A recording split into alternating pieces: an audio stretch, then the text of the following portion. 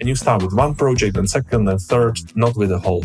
And once you have these two, you then connect the AI as a third step. And only then it can give you the boost you are expecting. From Hotel Tech Report, it's Hotel Tech Insider, a show about the future of hotels and the technology that powers them. Today we have Martin Benglash, the GM of an apartment hotel in the Czech Republic and owner of a management company which supports 26 independent hotels. And joining Martin is Pavel Dolezal, the co-founder of an AI and data platform trusted by over 23,000 companies around the world. If you're trying to be more data-driven and adopt AI in your own operations, you'll want to hear these real-life examples and best practices that you can bring to your business. Thank you, Martin and Pavel, for joining us on the podcast today. I'm really looking forward to chatting with you both and learning all about how you're implementing AI and becoming more data-driven. To get things started, I would love for you to introduce yourself, tell us a bit about your organizations, a bit about your background, and we'll go from there. So, Martin, you can go ahead and start. Okay, so my name is Martin Benglash, and I own the company which is called Nomse. We are based in Prague. We co-run 26 hotels at the moment, and our main core project is Apart Hotel Svatý Vavřinec in Pec pod Snížkou. And my name is Pavel. I'm one of the co-founders and CEO of a company called Kibula. We run a data and AI platform called Kibula. We've been doing this for 12 years. Over 23,000 companies have been using us. And we are very strong in the hospitality segment, both in Europe and US. And I've been working with Martin for the last couple of years on applying data and AI into hospitality. So let's start going through your tech stack from the most important piece. So I'm curious, in your eyes, what is the most important system or the most crucial piece of a tech stack for a hotel? Well, I would say that's definitely a PMS software where we are working with hotel time. And I think those guys are doing a great job. And that would be probably the sun of our universe. That's what we are, all orbiting around. And also then I would say that very important piece of tech for the gastro part of our work would be Vento, which is also a part of the Hotel Time Family Solutions. So those would be two centerpieces. And then I would say that in hospitality, I cannot say in general, because I'm for quite some time safe and sound here in Czech Republic. But I would say what's time to time even a bit creepy is how in hospitality we are still living in the year 2000 maybe or something like that. Because since I'm lucky enough to also to have some sort of data or as Paul said, machine learning background, which is obviously AI before it was cool. We know how important it is to understand your business data. So I would say that another important piece of tech, and maybe the one which is the most relevant for this discussion, is what people in Kibula are doing. Because what we have in hospitality is a lot of tech, a lot of solutions, most of them not very well compatible with each other. Everyone's doing something great, but there's only a very few pieces of tech in hospitality which are able to centralize everything what's happening in our field of work. That's where Kibula is coming, and they are able to suck up data from whatever source I give them. It doesn't matter if it's a Google dashboard, where I have my marketing data, or if it's 1,000 years old cashier system from one of our supermarkets or whatever. Those guys are able to get it to our BI solution, and they are able to show me whatever I need to do with the data samples. So that's great. Yeah, can you expand on that a bit? What you use Kibula for versus your PMS, and how do those systems interact?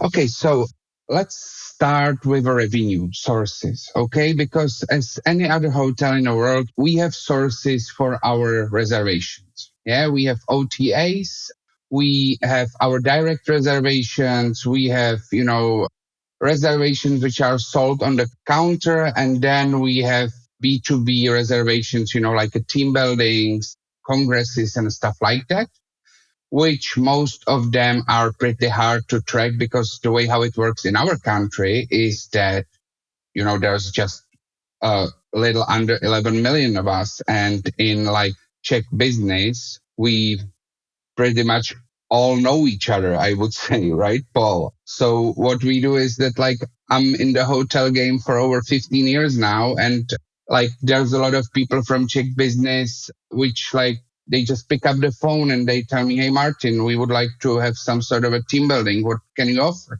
And I'm like, "Okay, we have this great hotel in Krkonoše. We have this and that." And so those kind of stuff are kind of hard to track because especially people like me, I'm not very well organized person. I would say I'm like the sort of a visionary type, which needs like 20 people around him to sort stuff out after I'm finished with, creating huge ideas and so on. So then I don't remember where the reservation came from and so on and so on. And there's a team of people which are tracking every single piece of our business. So first, the most important thing is where revenue is coming from. So that would be like a first important data sample. Then towards that, I would say that there's a very important to be able to tell acquisition cost of the revenue. Okay, so it's either like you are paying to like booking.com to some third party and so on, or I'm like, I invited few people from some big company over for dinner and so on. It's still the cost of acquisition. So what we are able to do is like with my sales teams, it's those guys are doing it very nicely. With me, it's a very chaotic way how I'm like, sending the information to Kebola. And then they are sorting out which acquisition cost which money. Because if we are talking like you can have a congress or a big team building, those are hundreds of thousands of euros. So like, those are a few weeks of meetings and so on and so on. So that would be first thing. Second thing is, of course, as any other hotel, is to be able to have a proper pickup reporting. Okay, so I have some plans, I have my budgets towards week by week. We are keeping an eye on how much reservations we have on the books and so on. We are comparing towards the plan and towards last year, and our marketing is revenue driven. Okay, I don't know if I'm using the proper terms, but I'm working with my entire marketing teams based on how we are doing with reservations. Also, I would say what is interesting about you take it to another level. Also, like how you do the to-dos to your staff, like how you put everything in the task list, and then they have a WhatsApp groups. They communicate, which is normal, right? People communicate in WhatsApp groups, not in US, but in the rest of the world. And they can we help them to put data even from the tasks, ticketing systems, and then send notification to those WhatsApp groups, so it's like always on. But they are pretty unique in how they think about it, and that's what helps them to be the best. Because Svatý Vavřinec has been named the best hotel in the mountains for consecutive 3-4 years or something like that. And it's definitely one of the most making money hotels, right? Super interesting to think about the potential when you connect all these data points. So in your data platform, are you pulling in data from different systems like occupancy from your PMS, payroll from your payroll system? Am I thinking about that correctly? Yeah, that's exactly. And that's the thing. Even like my company is managing hotels which are using different platforms, different accounting softwares and so on. And what's most amazing thing about Kebola, that it's like 14 years, Paul, now. And I was never able to give them data sample which they wouldn't be able to implicate to their platform. And it's pretty cool. This is really, I think Martin has one of the best like really hands-on experiences with data, AI, and automation. But like, if I may offer, like a broader perspective, what I see in every segment, every geography, I now see people coming and screaming, AI, AI, AI. We need AI. We need agents. Why? Tell me why. Oh, it's cool. And it's gonna, replace all the people, right? And I'm like, okay, so what do you have? People kind of like don't realize that with now Claude or OpenAI, or Gemini, the cost for intelligence is almost zero, right? The models are more smarter than most of us. Well, specifically me, they are much more smarter than me. I can ask them anything and they will provide. Like, so the things that used to be hard, like, give me a financial model for predicting X, Y, Z, are now for free almost, right? Just like nominal cost goes to zero. Every month it's cheaper and cheaper. And that creates a false illusion in most of people that they can just talk to ChatGPT and it's gonna solve all their issues.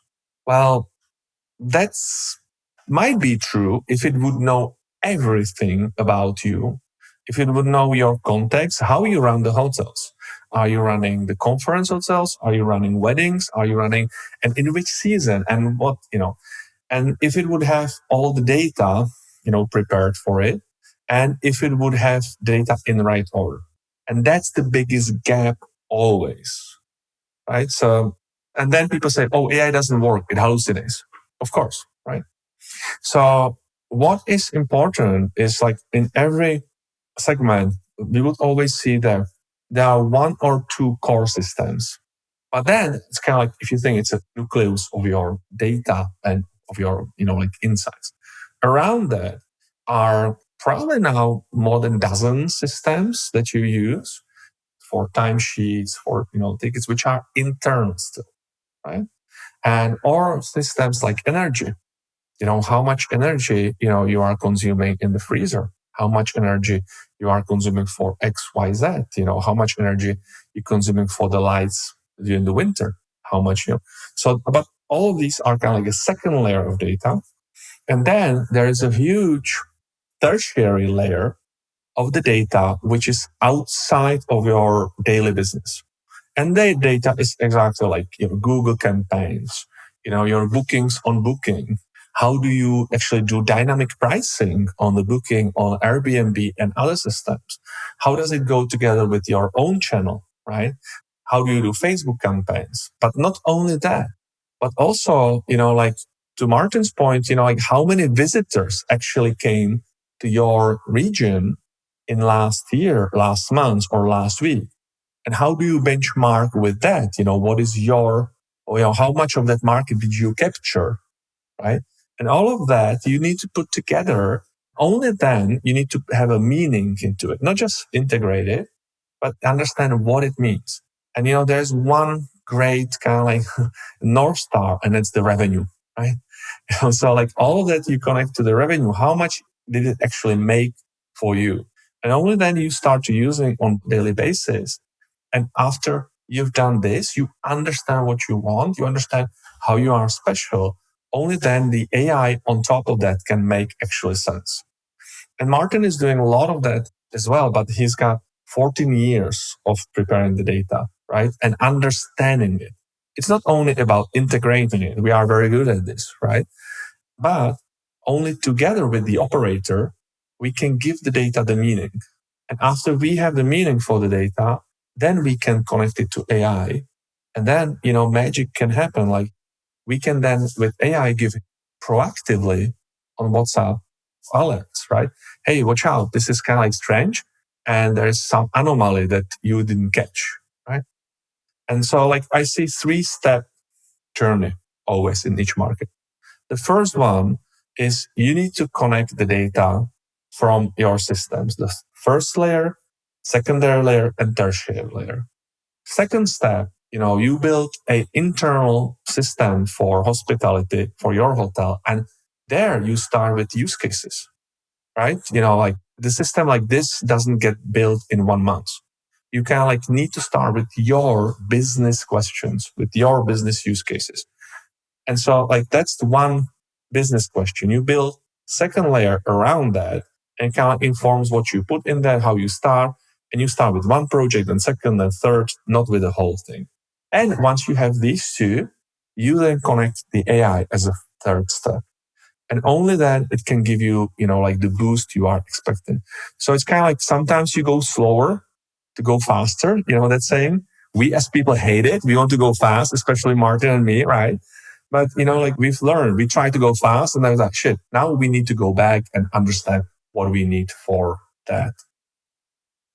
I'm curious for both of you, because you do have a lot of industry experience. What would you say are one or two characteristics that a person should have in order to be successful in the industry? In hospitality, you have to like people and you have to love the job and you have to be detail oriented, because like what I always say to all of my managers, directors, and so on, like when you go around the hotel and there is a piece of paper laying on the ground, the day when you don't bow to pick it up is the day which you are supposed to end in the business, because you don't care about the detail anymore and you don't love it anymore. So I would say that you need to love the detail and you need to love the people. Everything else is additional. All of this data and tech talk, that's nothing compared towards the passion to like take care of people. The hospitality is the way of life. Like all of this which we are talking, that's a secondary thing, because you need to like looking forward to every each upgrade of the menu in the restaurant. You need to looking forward to every each event in the hotel and so on. That's what it's all about. I would add one more thing. You need to be curious about why, as in the Polish, guest example, it's the curiosity that drives kind of like everything else, right? Like you can be great, passionate, everything, you will stay there if you're not curious to expand and ask 5 whys, like why they stop, why is not working, okay, why they don't love it anymore. Oh, so like that. I love that framework of 5 whys, asking 5 whys. But you can do it only if you have the curiosity. You cannot teach it to people who are not curious. I just had a couple more questions before we wrap up. I know you both are obviously very tech savvy. Is there a new vendor or a new piece of software that you've seen on the market that looks really interesting and it's on your wish list, but you haven't implemented it yet? What do you see coming up next that looks really exciting? Well, I think there's need to be a say great thanks to Paul, because I wasn't handling very well the meetings or notes and stuff like that. I've been through a couple tools which are used for that kind of stuff. But recently I started to use Plot. Those guys are amazing. That's a piece of tech which helped me with like note taking and so on. Like that's a huge thing for me now. This has changed my life, by the way, as well, because like I don't remember things and okay. But on the purely hospitality, I actually love a couple of new things in agentic space. That are coming, and Martin is playing with that a lot. That actually help you to connect your reservations to things like ChatGPT, so you can kind of like increase your direct channels, and also using the agents for dynamic pricing. And for that, you need the data first. But Martin is playing with that a lot, and I think that this is gonna be really, really, really exciting, because like I love his saying. He says that, Martin, can you say your saying about the being the best in the world in marketing and not? Oh, yeah. So what started this idea, and we would need an entire podcast for that, and we are just playing at the moment. So, but the thing is that I think our company in like hotel management and so on, we are doing pretty good.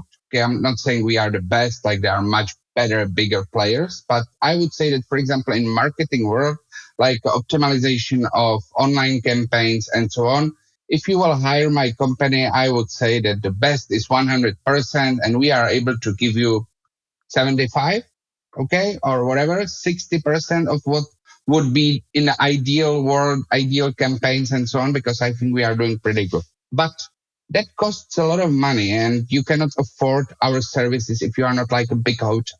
And then you have like thousands and thousands of small hotels around Europe and around the whole world, where like what they can do is 0%. Okay. Like what they care about is that they will make breakfast for their clients on time in the morning, and that they will be able to clean up the rooms on time and so on. And they will never be able to like afford some sort of a consultation company or management contract company as we are. So how about we like do some sort of automatization for them? Then everyone says like, yeah, but the AI marketing is not good enough. Like people are still doing better. Like I'm saying, okay, so you have this like 100%. Maybe you are able to find someone like significantly better than we are. So you will get yourself 80% of the ideal state, but it's going to cost you 20-30% of your revenue. And those guys can do 0. So how about for $200, we give them 15%? We will just do a simple agent, which will look towards the occupation. And if there's like a lot of vacancy, he will create a simple branding campaign with, let's say, like 10% off in the writing and so on. Yeah. And maybe he will check the prices, and he will fix the prices on Booking. And maybe you will tell him, okay, those are my competitors. So have a look at them before you do something, and then ask me for that. And so that's what we are going to do, instead of like costing you 20% of your revenue for some sort of a, cool marketing consultants, and you will get your results, but they are pretty expensive. Maybe like get yourself a 15% of ideal state, and like we going to take $200 for that or something. Last question before we wrap up. What is one thing you believe about technology in the hotel space that your peers or competitors might disagree with? So what's your hot take on tech in the hotel space? I think that we are not doing enough at all. Like in hospitality, we are so slow with like accommodating tech solutions, and a lot of my peers in the business don't want to hear that, and they feel like, oh my God, we are like, it's so sophisticated because now like we are counting hours of our employees through like some sort of a chipping system. They put the finger on some tablet when they come in, and like the rest of the world is doing this for like 30 years now. Come on. Yeah. So I would say that the main thing is that we are super, super slow. My thing is kind of like very much connected with it. And like the super slow, I think it's people don't realize that it's here. So yeah, if I have time, I can do this. I have a different kind of like things, and it's like people like they would use ChatGPT in their normal lives, right? But they don't realize that this technology, together with the infrastructure, otherwise it doesn't work, it's already changing the world. And, like people like Martin, who are like tech savvy operators, who actually understand the data and understand the AI, are just, like leaping, them forward. That will have a huge implications because, I've seen what he does across 26 portfolio companies. And we are not talking about small change. We are talking about significant changes in revenue base. Well, that means, like the people who will apply it first have more money, have more guests, and have more, capital for acquisitions. So I'm definitely seeing a big M&A activity in the space, coming, which is going to be tech driven. It's going to be led by people who will, very fast understand how to use it to improve their margins so they can get better financing, they can get better operating margins, and they can do more acquisitions. Well, thank you both so much for your time. Thank you for having us. It was great. Thank you. That's all for today's episode. Thanks for listening to Hotel Tech Insider, produced by HotelTechReport.com. Our goal with this podcast is to show you how the best in the business are leveraging technology to grow their properties and outperform the comp set by using innovative digital tools and strategies. I encourage all of our listeners to go try at least one of these strategies or tools that you learned from today's episode. Successful digital transformation is all about consistent small experiments over a long period of time. So don't wait until tomorrow to try something new. Do you know a hotelier who would be great to feature on this show? Or do you think that your story would bring a lot of value to our audience? Reach out to me directly on LinkedIn by searching for Jordan Hollander. For more episodes like this, follow Hotel Tech Insider on all major streaming platforms like Spotify and Apple Music.